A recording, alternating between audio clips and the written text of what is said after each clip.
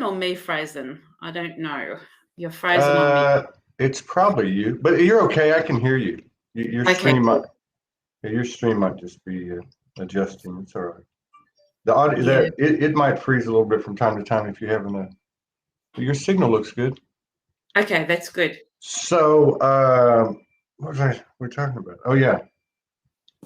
So, yeah, this last little burst has been, and I just watched a 14-minute video by Patricia Rhoda Robles. I'm sorry, Patricia Coda Robles, who's been on the show, and she's Uh-huh. been doing this for 20 plus years. She has a pretty strong following. She's got about 40,000 on YouTube, but they're very engaged. Her community is very engaged. In fact, Mhm.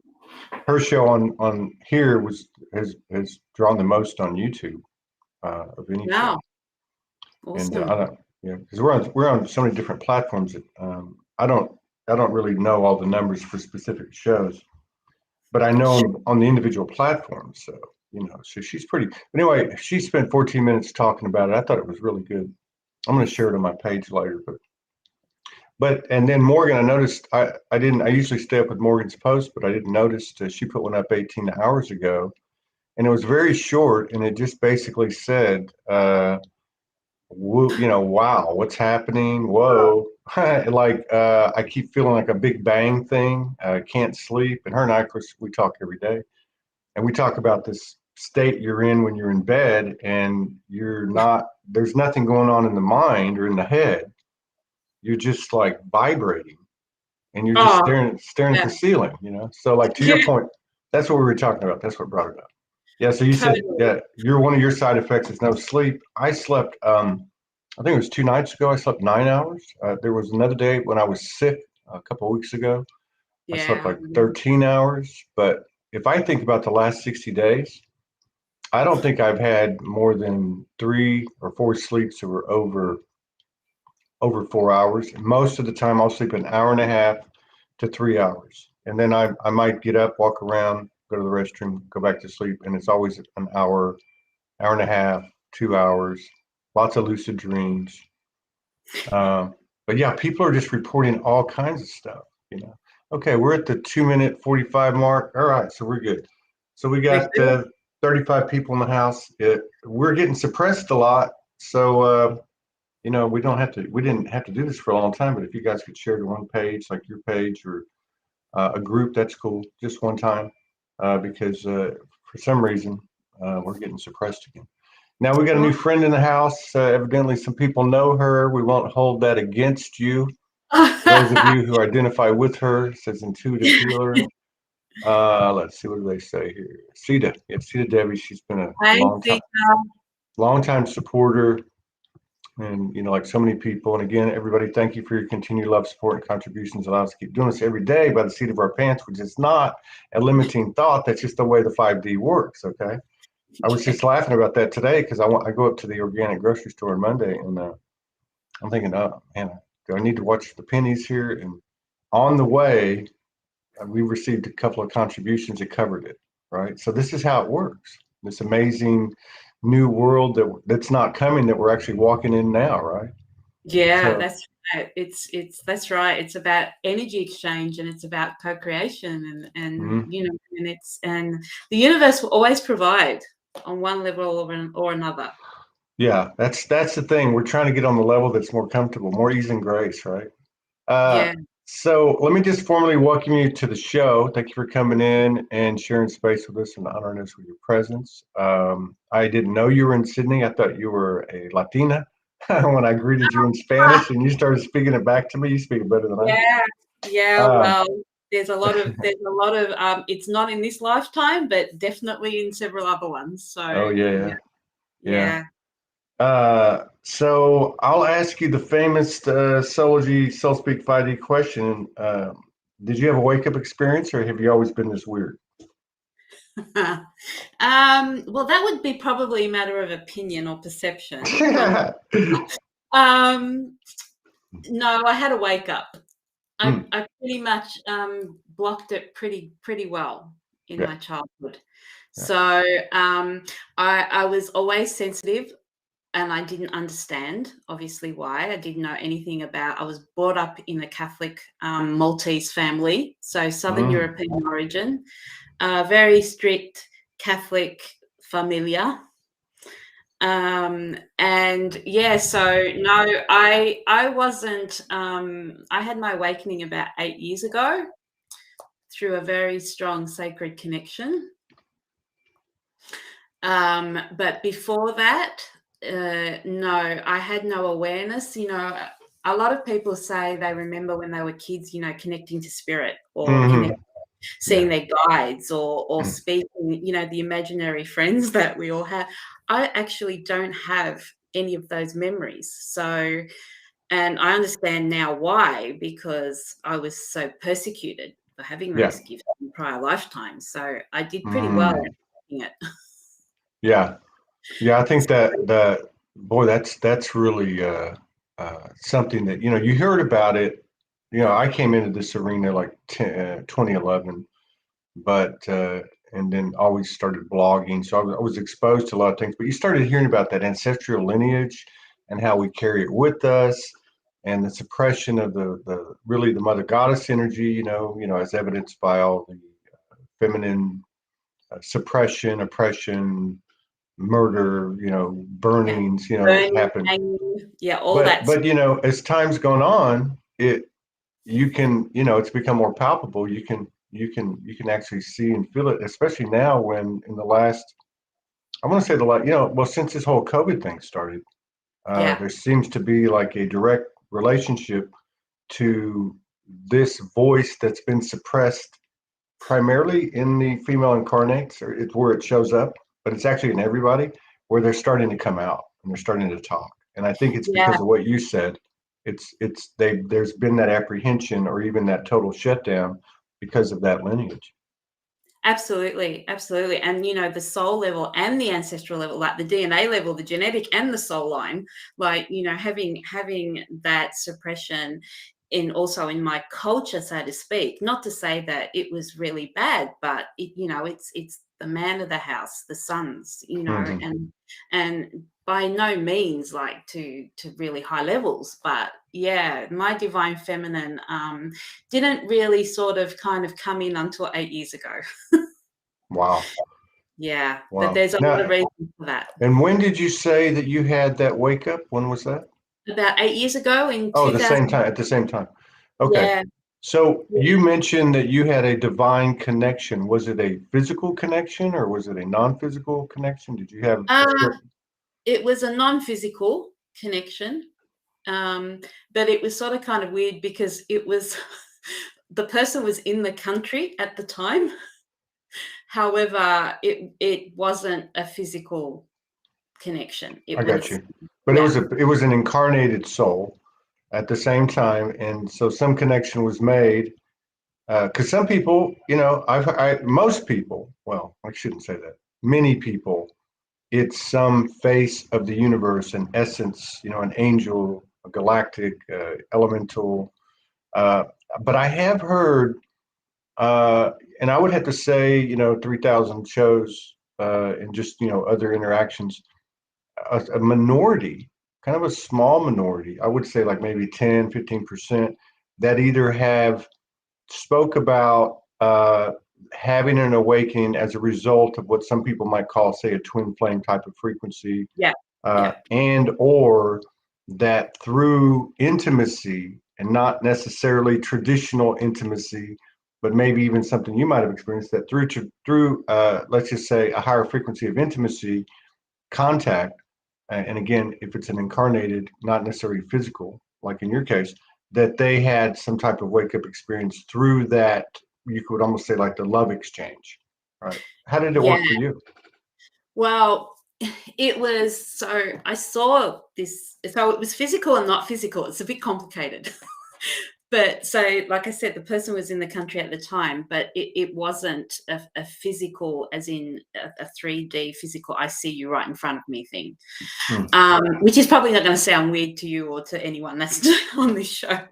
No, this is where all the crazy people hang out. So you're right at home. So we're right at home, you know. I'm not out of my comfort zone. I'm in my comfort zone. So it was when I actually saw and felt this connection. It wasn't so much seeing or feeling the person. It was like this tug at my heartstrings, and it was like, I can't explain it. It was like boom, like, something in my heart just opened up. And I had experienced quite a challenging life. I was sexually abused when I was 7 years old. Mm. I had 20 years of chronic pain and illness and a lot of suffering and disappointment. I had lost both of my parents. Wow. Yeah. So this actual event happened 2 weeks after my mum passed away. Now, was she the second of the, had your father already transitioned? Yes, my father had transitioned in So 2009. So this happened, like a lot of people talk about that too. Obviously, the traumas, a lot of the women in particular, and I think it probably goes to men as well, but the sexual trauma, sexual Absolutely. violations early in life and even later, and then but leading up to that awakening, like I know in my own experience, there was like a series of traumas. But it sounds like that this came in right after the last one. Well, yeah, it did, because it's a funny thing, or not funny, but it's when my mother had cancer, and from the time that she was liver cancer, and from the time that she was diagnosed to the time she actually passed, it was only 8 months. So, Mhm. it was this huge big whirlwind, and she passed away, and she was in palliative care. She actually passed in palliative care, and I said to my husband as we walked out of that hospital, my life is about to change. I don't know how. I don't know what's going to happen, but everything's going to be turned upside down. So already I had some sort of, I guess, awareness of something, but my mother had just passed away, and walking out of the hospital, like, what sort of kind of awareness can you have in that moment? Right, right. So yeah, so it was 2 weeks, like, we'd had the funeral, and it was 2 weeks after my mum died, and transitioned, passed over. And when I felt this connection, it was like my heart just went, when we control alt delete on our computer to Right, reset. right. That's the only way that I can actually explain it. And it was just this overwhelming love that I felt, that was just like the passion within me was reignited, that I had lost probably for the majority of my life, especially during that 20 years of, pretty bad isolation and chronic pain and suffering that I went through during that time. So, it was build up, build up, build up, build up. And then I just sort of kind of like stopped, and I had no idea what was happening to me. I thought, yeah, this is really weird. A weird person saying it's really weird. Anyway, and then it sort of like was this injection of passion, like Mm. passion as in wake up, you know, it's okay. And obviously it was very fresh, the grief from my mum losing my mother was very fresh. And I was like, yeah, sort of just walking around in another world, trying to process obviously what had happened. And yeah, so from then I was able to sort of keep watching this person, and more I was more intrigued, wanted to find out more, wanted to find out more, wanted to find out more. And then I actually bought a book. This person had written his autobiography, and I hadn't read a book since probably high school because of Mm. all the physical pain I was in, like neck and back pain. Um, I just wasn't, I always loved reading, but it was something that I just didn't do. So for me to actually buy this book was already, okay, what's going on? It might sound strange, but it was something that I had disconnected with completely. And I loved reading when I was younger. So, and I started reading this book, and I was just so driven and just so, it was like, okay, everything that you once knew is no longer truth. Unlearn everything that you know, or that you thought you knew, or that you thought you believed, and you're starting from scratch. Mm-hmm. And I came across a paragraph, and the paragraph was talking about pain and how pain is a seducer.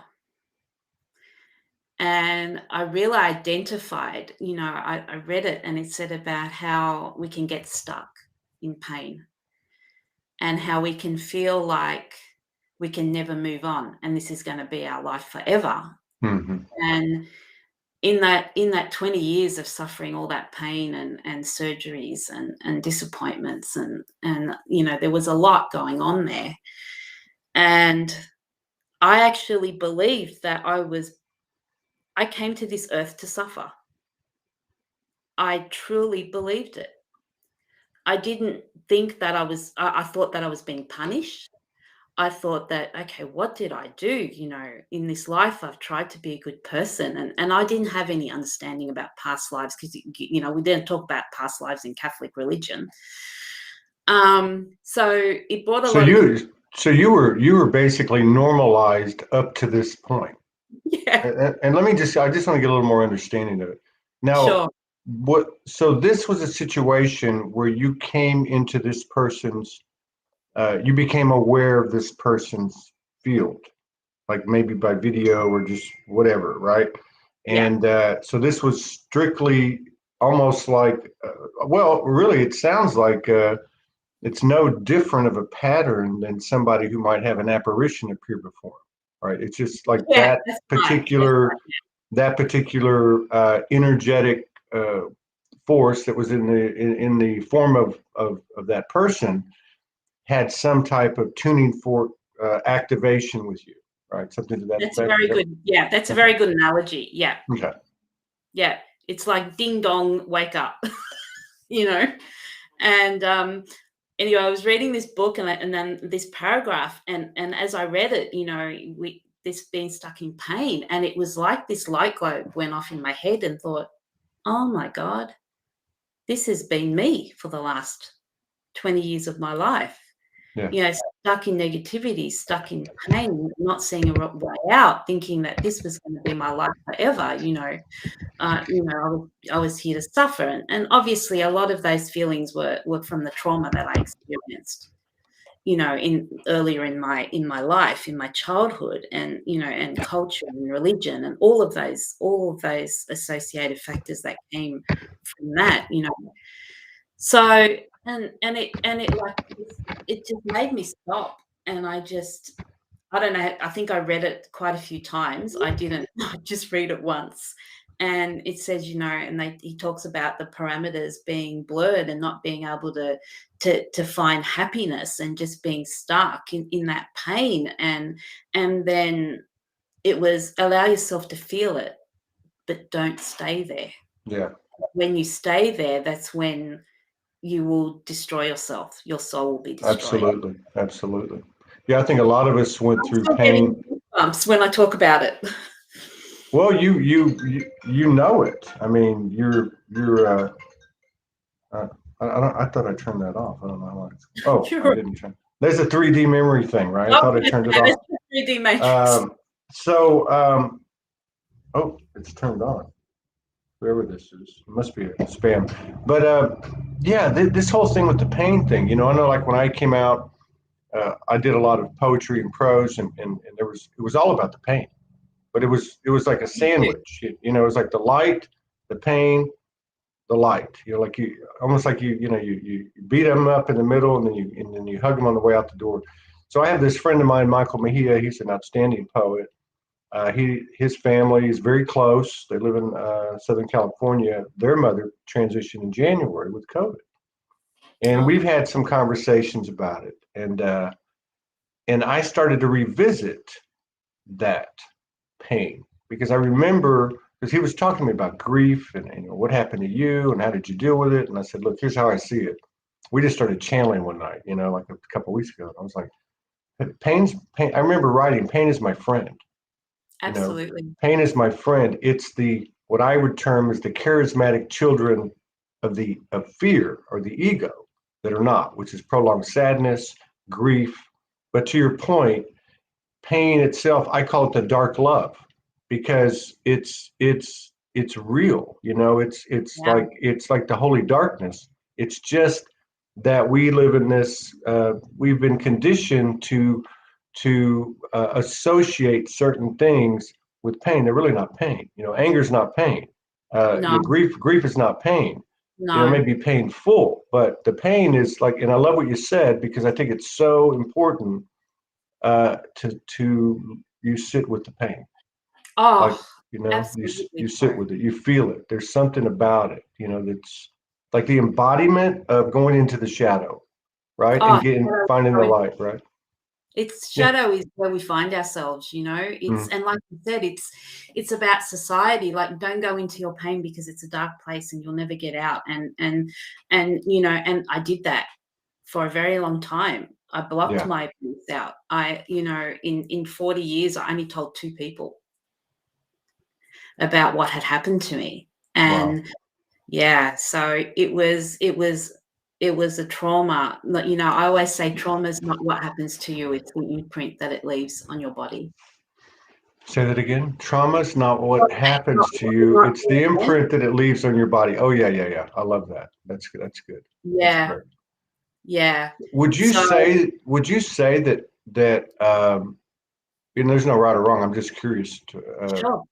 but would you say that what that trauma is that you're referring to, that you had only told 2 people in 40 years, would you say that that was the direct um, origination of the physical issues that you had? Yeah. Wow, that's Definitely, heavy. without a doubt. Obviously, I didn't understand that at the time, Yeah, of course. and I've worked through that in the last 8 years, you know, in my process. But absolutely, without a doubt, and even beyond that, you know, I've gone into past lives and I've gone into the trauma that I suffered in past lives, and the ancestral patterns, and the patterns repeating, Hmm. you know, particularly the sexual abuse. So now I have such a bigger, wider understanding, and I guess this is why it's time to talk about it now. Yeah, Um, but absolutely, without a doubt, most of the pain that I experienced, because I wasn't born with any disease, or, you know, it all came later. So absolutely, without a doubt, that suppression of that trauma imprinted in my body and manifested in yeah. disease. And Wow. it affected mostly my divine feminine. In terms of my sacral, I had a lot of gynecological issues, and subsequently wasn't able to have children, um, and also issues around my heart because I was diagnosed with an autoimmune condition as well. So there was a lot going on. So I that suppressed bet. Yeah. trauma. You know, I don't know if I don't, I want to say, I don't mean to say this. I've read that grief shows up in the heart, like heart issues come from grief. And Yeah, I've never tried to like prove it out, but that always kind of resonated with me. Do you feel oh, like there's a connection? oh, yeah, like grief. I mean, there's a lot of things: grief, you know, shame, Mm, lack of trust, abandonment, not being believed, not having a voice. By the way, I loved that post you put up yesterday about finding your voice, and I thought how mm. appropriate the synchronicity is You finding can't your voice. make up these synchronicities anymore. They're You like can't coming make like it up. all day long, every day, aren't they? Isn't it crazy? They're beautiful. So, and autoimmune conditions are often linked to the heart chakra. So Mm, my heart was broken, you know, and then it manifested because I didn't speak it. I blocked it so hard that it was somewhere deep into my subconscious that I had just put all this pain into a drawer, yeah. closed it up, locked it up, threw away the key, and never to be ever spoken of again, or dealt with again. That's what I I, had to do. I felt that. That was I Oh, could feel that coming from your core. You know, and this is so important, and I really appreciate and respect you for stepping up, because I'm a big believer that, and I've watched it in the evolution of this show, especially the last year and a half, people stepping up and how it inspires others to tell their story. In talking, like, my first dose of this type of experience came through Morgan's story, Yeah. getting to know Morgan. Yeah. And but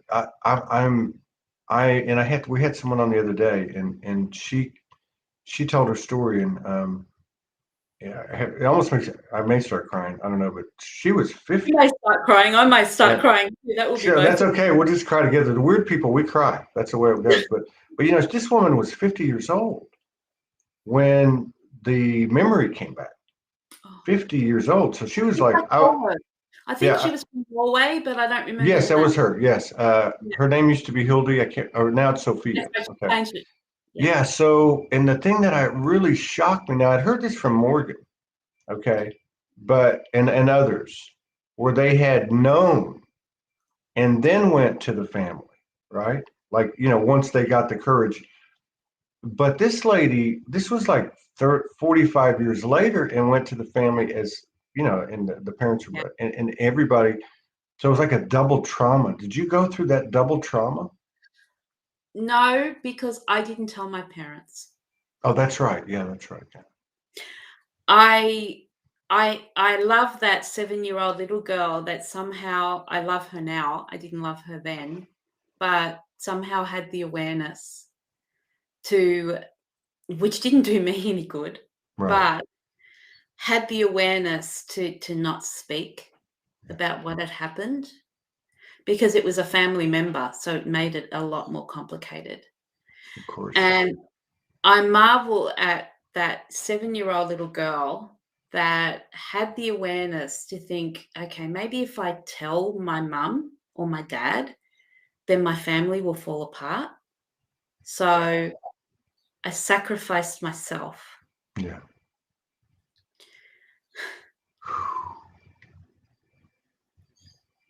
I sacrificed sorry. Hey, there's nothing to apologize for. So this is so important. Yeah.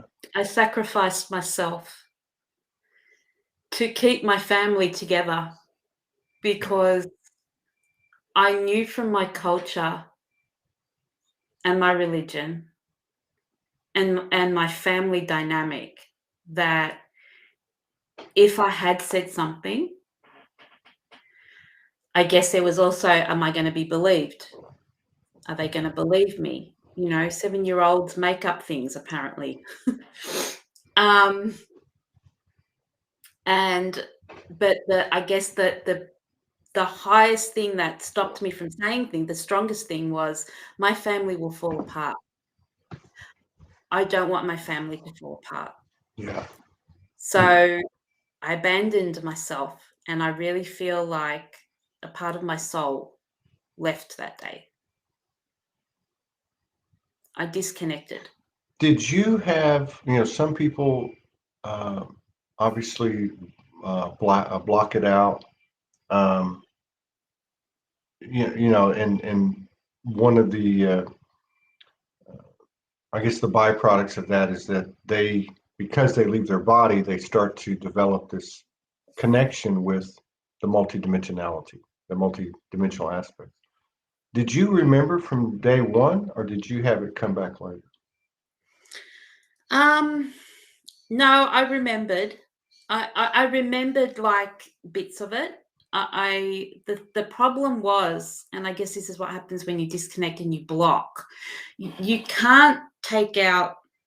I didn't have a lot of memories of my childhood, like up to it's coming back to me now, like the good stuff, right? The problem is that when you choose to block something, and I'm sure there's neuroscience and all that involved in it, you can't choose what you block. So you sort of kind of block it all as a block, if that makes sense. Yeah. So because my childhood wasn't all bad, but I only just started to tap into the good times, really, since I faced my shadow, since I faced my trauma, since my awakening. because it just went all got lumped in together. But yes, I did remember. I remember, you know, times when it happened. I remember where it happened. So I guess I didn't completely block it, because I still remembered that during all those years, like 35, 40 years, I still remembered. And the worst part is I had to face my predator. Wow. Constantly.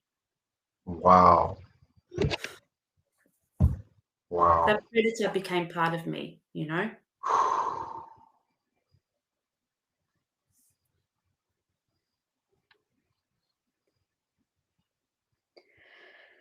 Can I just add, this is probably the first time I've actually spoken about this so openly. I love you. I just love you. I don't even know what to say. This is why I show up. Just to This be is a why we're part. here. Well, I mean, you just spit out, to use Todd's street vernacular, you know, you just spit out the purest universal code that can be put out. Because I am an absolute dyed in the wool, our highest activations, channelings, you know, transmissions come from each other. And, you know, I wrote something last night before I went to bed. It was, uh, authenticity leads to vulnerability, and vulnerability leads to transparency. And we are in that space between vulnerability and transparency. And transparency leads to transformation, right? Like, so we're writing this code, and this is a living example. This in is my my journey, Todd. This is my journey to authenticity. This is the healing journey, you know? Yeah. Yeah. So this is the first time you ever, wow, that's I have spoken about it. Like, obviously, I wrote my poetry, and I did post my poem a couple of years back when I wrote it. That was specific around my sexual abuse. And I've spoken about it in small groups. And something absolutely amazing happened a few weeks ago in a group that we have of us Sydney siders, us Aussies here. Aussies. We've all found each other, soul family, and I was really guided to share in that group. And there were a few more women that came out of the closet, so to speak, Wow. and spoke about their experiences. And after the chat, we have a group that we can messenger, and there were probably 2 or 3 more women that actually shared their story for the first time. Yeah. Wow, that's powerful. See, that's the force that's emerging rapidly on this earth. It's not in the headlines. It's these power cells Yeah. of this. I almost want to say it isn't unburdening, but it's a power up, and I don't care what the, you know, what the number of you were. I mean, it's just or even what it's up against, like you know, COVID or the Yeah, threat of right. war. This is such it's unstoppable. It's unstoppable. It's And amazing. I Thank you just so burst much. into tears because I was really, really guided to share, and it was like I couldn't not share, and I had the space to share, and I was comfortable to share, so I did. But I burst into tears afterwards, and the guys didn't really know that, because I just couldn't believe the power of me speaking my story and how it would inspire others to speak theirs. And my whole journey, like my whole awakening from 8 years ago, has been falling in love with my story. Hmm. And I want to inspire others to fall in love with theirs. No matter what trauma, we've all got trauma of some Hmm. sort. We've all experienced trauma.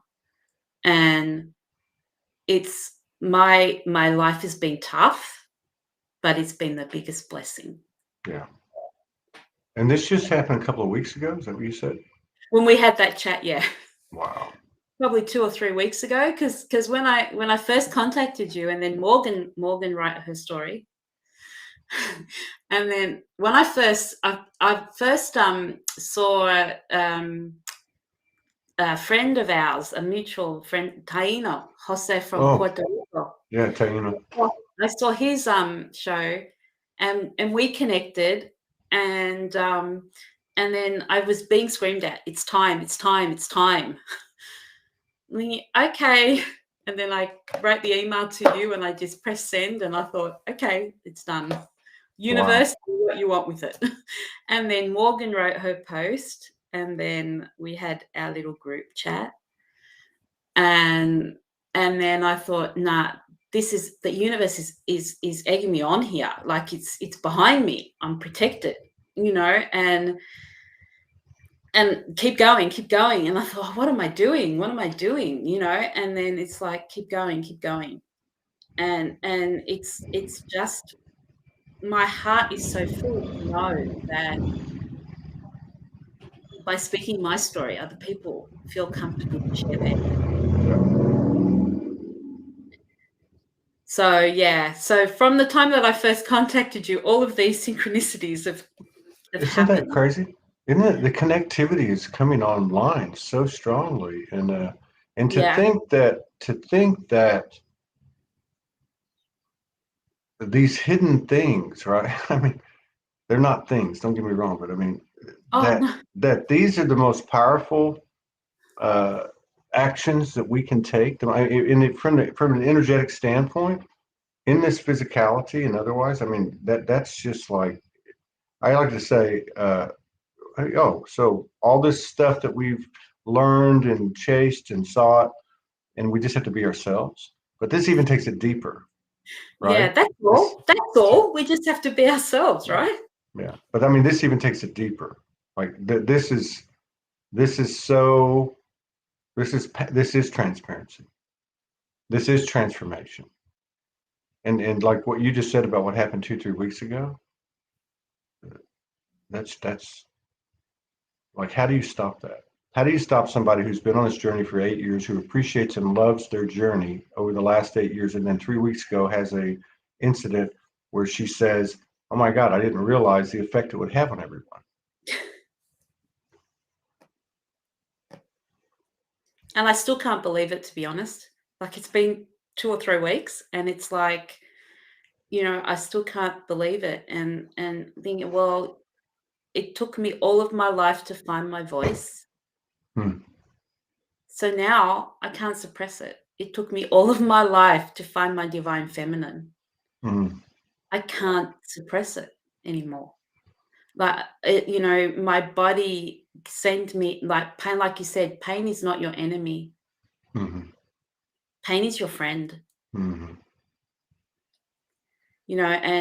we're so afraid to go into our shadow, but it's where we grow. Yeah, that's right. And I, like I said, I'm still haven't quite processed that. But it gave me so much strength to move forward, and so much more strength to say, okay, it's time. There are people out there.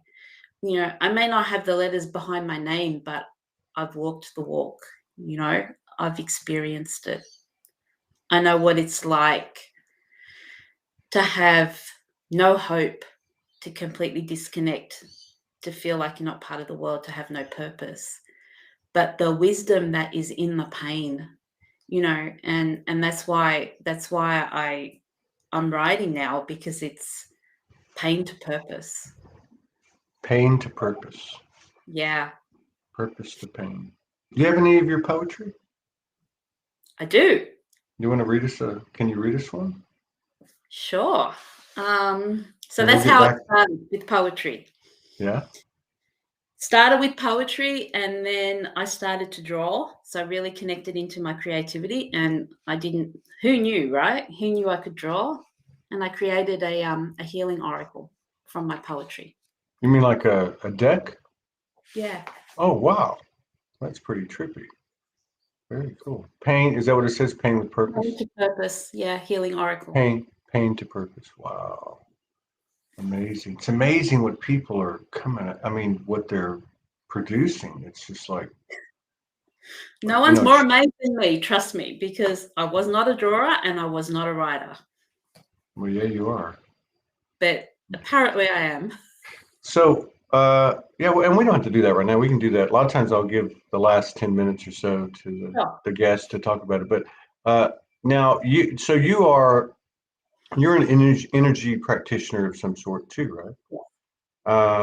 And I guess that, like a lot of people that have gone through a similar pattern in the last 10 years or so, there's kind of a hand in hand thing. As you are expanding, then you start to come into like a dual kind of thing where you're assisting, but also continuing to expand.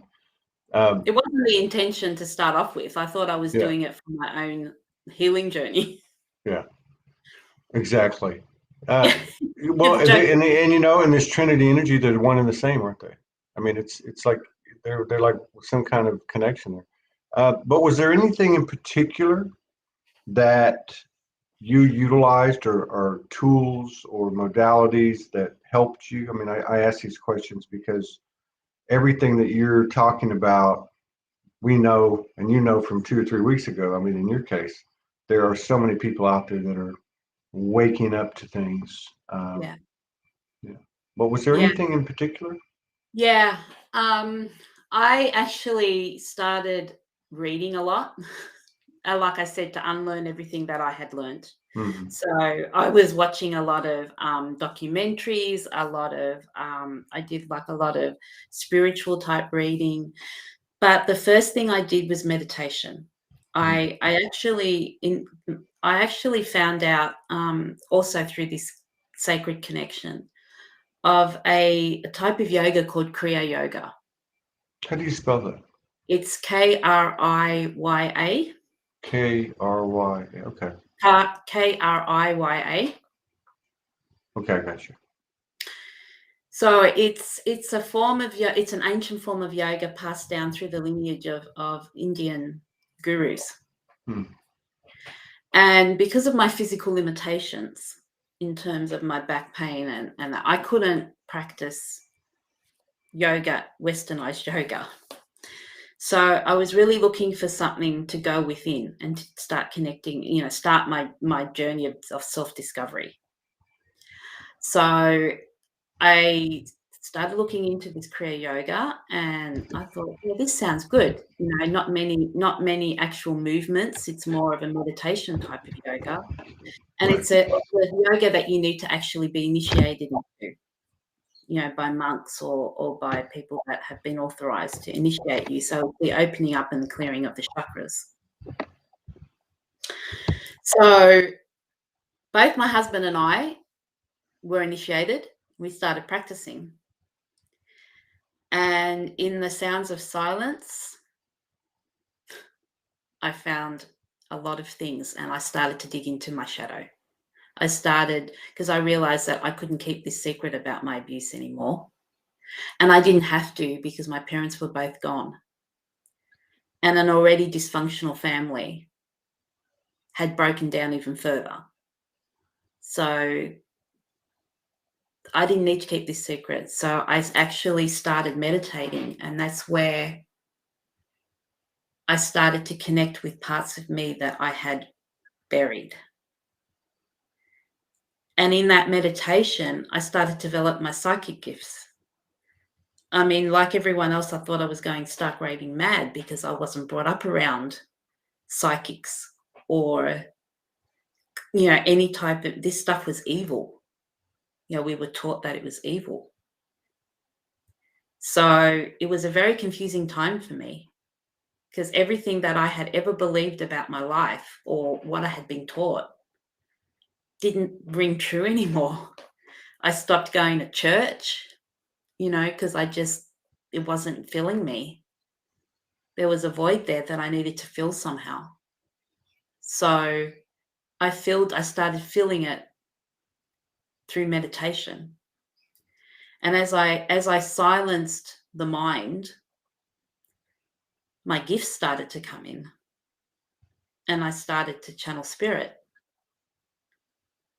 And I had no idea where to go to get help, because I thought, if I tell people, people are going to think I'm crazy, because I had no idea about the spiritual community. Like, I wasn't brought up around that. So for me, it was completely I'm going insane. They're going to cut me off in a straitjacket,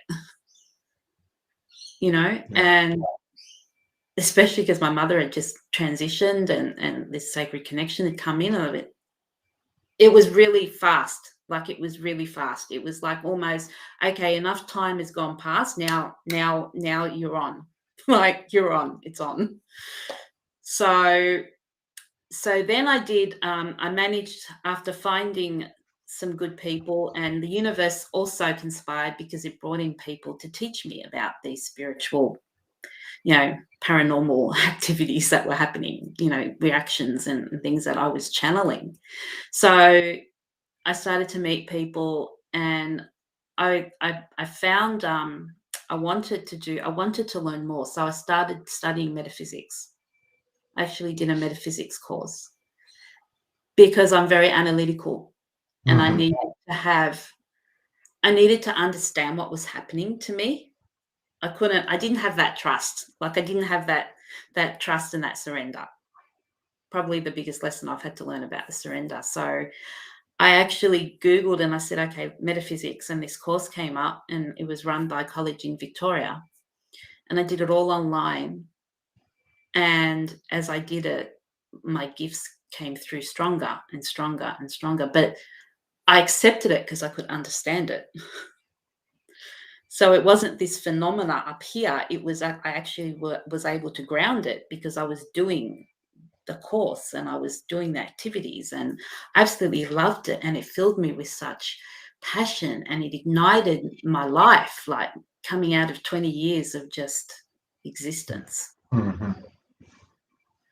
So I did that. And then I was very blessed to find a beautiful soul mentor, a Reiki master. And she was running a lot of spiritual development. So I signed up, and I would go to a lot of, meditations, circles, a lot of journaling work, a lot of self-investigation, like going into the shadow, going into digging deep into what I had blocked and what I had never connected with. So that went on for about 2 or 3 years, and then I decided that I wanted to do Reiki, and I wanted to learn Reiki, but not to be a practitioner. Like, it was for my own healing. Mm-hmm. So I went through and I got attuned to Reiki, and we had healing circles, and we would practice on each other, and started doing healing. And I thought, wow, this is powerful. But at the same time, like, my autoimmune conditions started to get better. My pain started to get better. Wow. My physical abilities started to get better. I could do more. I could walk more. I could actually go out and go to a concert, or go to a musical and sit down, because of all my back pain. I used to have a lot of problems sitting, so it was really difficult for me. I was in quite an isolated state. So I then got attuned to Reiki, and then she offered Reiki 2, which is to become a practitioner. Mm-hmm. And the joke was on me, because all the time my guys would have been laughing their heads off, because I actually thought that they made me believe it was for myself, because they know me so well that if they had told me, you're going to be a practitioner, I said, no, I can't do that. Can't do that. Who am I? I'm no one, And so I said, yep, okay, let's do it.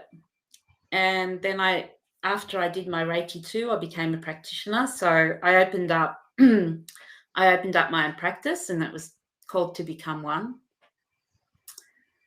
And it was all about to become one, So that name was channeled, and I just ran with it. So that was 3 years ago. So I've been practicing energy healing and Reiki. So yeah, and then my writing journey started. And during a healing session, so I actually underwent a lot of healing in terms of, going to healing sessions, doing a lot of shadow work. So then during a healing session, my mentor, and she's a dear friend of mine, and she said to me, there's a presence coming in, and it's like a guru type presence, and they're bringing you an offer. And I said, every time I come in here, there's weird stuff happening in here all the time. Like, I go in for an hour and I'm in there for 3 hours. Anyway, and she says to me, they are offering you the gift of writing. And she physically put her hands out, and she was channeling this presence, and she said, here I am. It's here if you want it. You have a gift of writing. This is your way that you're going to express your life, the wisdom from your trauma. Do you want it? Mm-hmm. I'm like, okay, all right, just slow down. Like, whoa, slow down. Like, yeah, because it was quite abrupt. My whole awakening was quite abrupt. And everything within me was just saying, yes, you need to do this. This is your calling. You need to do this, So I reluctantly, I guess at the time, accepted. I said, yes, I will take it. And a writing scribe, a writing guide was sent to me, and I started to connect. And they never told me how it was going to be, but they said, you're going to write. And they said to me, okay, just trust. And I said, okay, I'm just trusting. And one day, bringing home the groceries from the supermarket, and this poem started coming into my head. And I'm thinking, okay, hang on. I need to put my shopping down. Hang on, I grab a piece of paper, scribble. Because I knew, because that's, like the channel, it comes in and goes, and then it's gone. Like you can't remember it. So I wrote it all down, and I thought, okay, this is how it's going to happen. So I started, over a year or so, I started channeling poems, and they were all around significant events in my life. Pain. Can you read us a couple? I don't want to run out of time. That's why I just want to. Yeah. Sure. Some of them are a little bit long, so. No, that's okay. You pick out whatever you feel is okay. right for the moment. I'm going to read this one if it's nice to me and open up. Because I think this is the last one that I wrote, and I think it's a summation of everything. So, okay, here we go. Thank you. The becoming of me. Born the last of 3, many years to prepare for me, but surely different I would be, way too different to agree. As a little child I knew, I felt everything so strong and true. I could never lie or stray away. From the straight and narrow I would not sway. Always being told I was too soft, oversensitive, emotional, far too soft. But inside the depths of me was an empowerment I needed to explore, to be authentic to my very core. As my individuality began to slowly show, it seemed just as quick it would receive a blow. Always being injected by fear, my spirit, my mischief, my play away from me would steer. As a child, my curiosity and play were restricted to the confines and beliefs inflicted. My creativity limited to what was protected, to that which was always directed. As little bursts of rebellion began to emerge, in the confines of order, I would purge. The subtle elements of who I could become began to bring judgment, disapproval, and hum. By now the pattern had surely been cemented, and to it I would return, feeling tormented. When the time came to choose left or right, I chose the right, clear and bright. This would mean I would lose my originality, again to follow analytics and a modality. Even though this would allow me to expand, to learn of the world outside of my hand. A degree in commerce I did pursue, perhaps to show what I could do. I proved to myself and all that I could achieve. Victory and success I did receive. The first in my family to receive this award, I felt so pleased of how I roared. My parents and family also very proud, though much was never said out loud. With all the strength and confidence in hand, all manifested as was planned, I would be of the employ of the prestigious, in the company of the Regis. There I excelled in all I managed, successful, content, and very advantaged. Everything was travelling all so well, until that day from hell. Everything changed that frightful day, dramatic, painful, and very grey. My confidence, resilience, and independence subdued, suddenly all taken, and to return to the brood. Here I would be restrained and adapted, back to the role that I had acted. Injury, pain, and inability would once again bring negativity. My career stripped from my reach, my voice no longer strong to preach. Into dependence and reliance I fell, from great heights into a deep dark cell. There began the age of appearance, colluding with stories, lies, and adherence. Being forced to lose myself in all I knew, so I would be accepted and loved by you. Wearing different hats and versions of myself to suit whichever context of yourself. And though at times it would raise my voice, it would not be acknowledged or rejoiced. You could not understand how the line was crossed. It continued for years, my authentic self lost. And me, myself, I carried it through, for fear of rejection and abandonment from you. As every disappointment and trauma arose, there was an instant creation of another pose.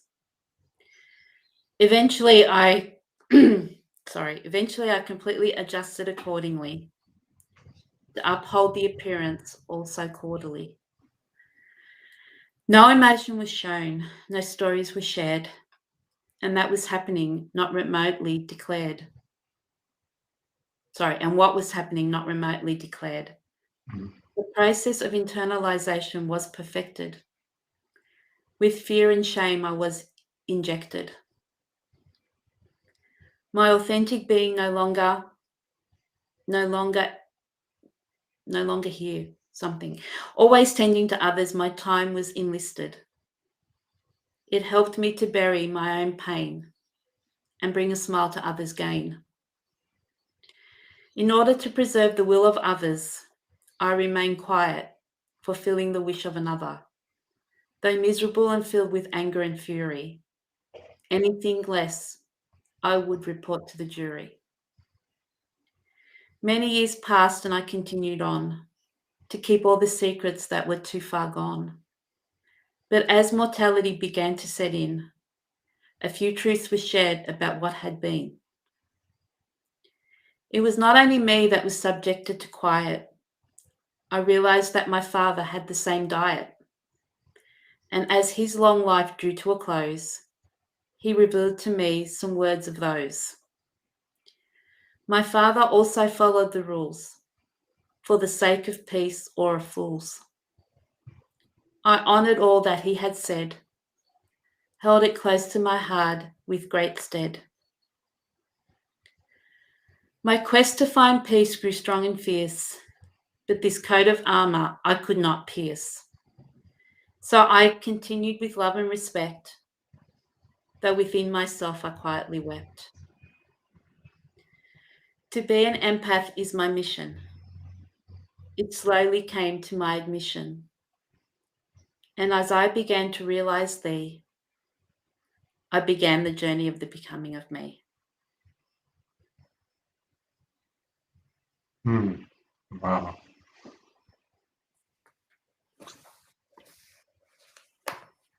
That's the whole story. That's the whole thing, isn't it? Yeah, it was the last poem I wrote. That's the whole entire, I mean, that's like everything, and even things you didn't say earlier came out in that poem. Yeah, Thank you for giving me the opportunity to read it. absolutely.